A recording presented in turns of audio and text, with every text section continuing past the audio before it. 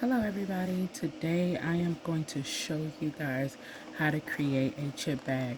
Um, if you're following me because you purchased one of my files, I am making this video just for you and anybody else that may be kind of confused on how to actually create a chip bag file. So let's go ahead and get started. This is how the finished product looks. So you have crimps and things like that. So I'm going to go ahead and show you how to get your own chip bags made and created for your birthday party or event. So let's get started. So what you first want to do is go ahead and print off your paper. This is mine. And what I like to do is fold back my papers. So when you see and notice, this is where I fold it. On each side of the main page. So I just take the paper and I fold, and then I fold. Just a small fold, not a huge crease or anything like that. And then we have our stuff. So next, what I use in order to seal my bags is I use a ATG gun for short, but it is in essence a double-sided tape dispenser.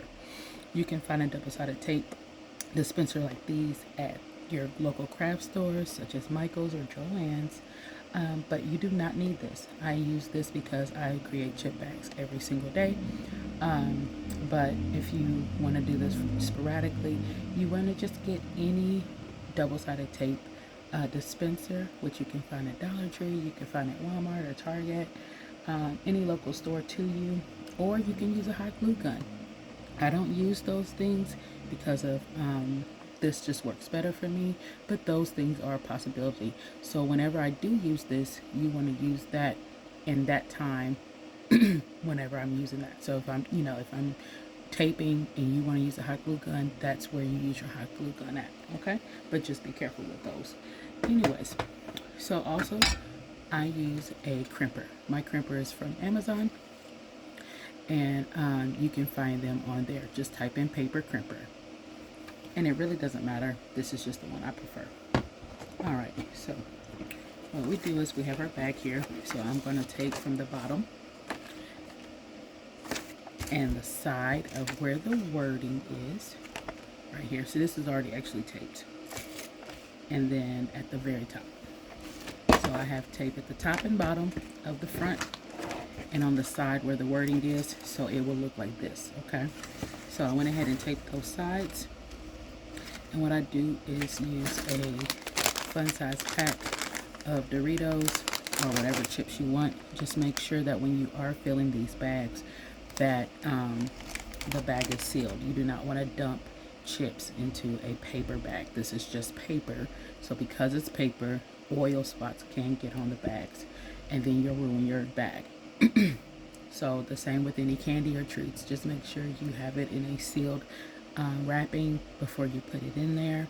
And if you want to be frugal and buy a big bag of chips, you can just use a baggie, but just make sure that the baggie's wiped down without any oil on it before you put it in, because the oil will seep through.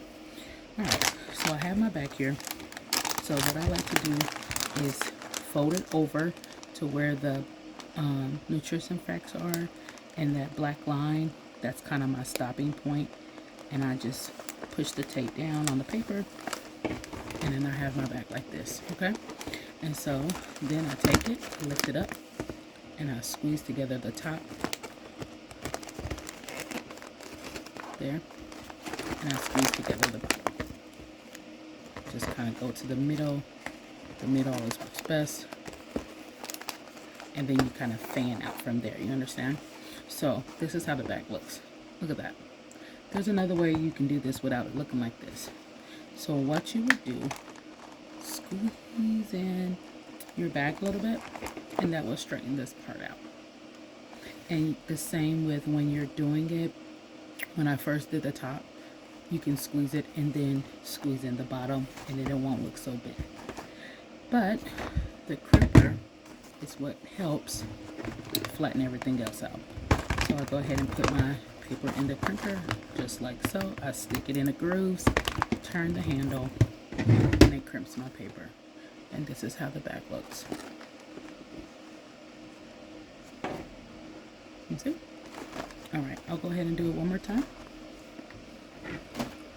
So I take my folded paper. Remember, we pre-folded the paper. And I'm going to do the bottom, the side where the words are, and the top. Get my bag. I put it right there in the middle. Fold it over. Just like so. Squeeze the top. And this time, let me show you, see? Squeeze in that middle. You don't want to bend it too hard, but just so that it goes in. And I'm going to close the bottom.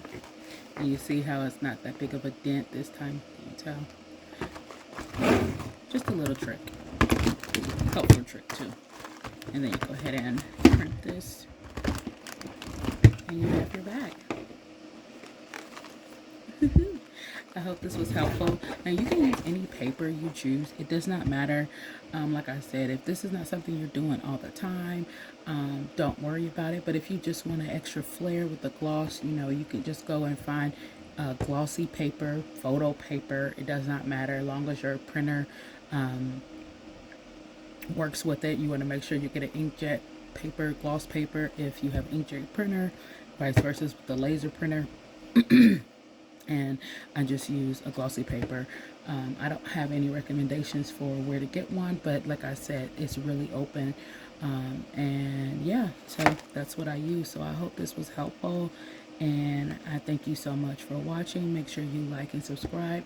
Follow me here. I am going to be adding more videos soon, some more DIY videos to help you with your party business or with your parties at home. And also follow me on Instagram. Instagram is where I mainly post the new creations that I make.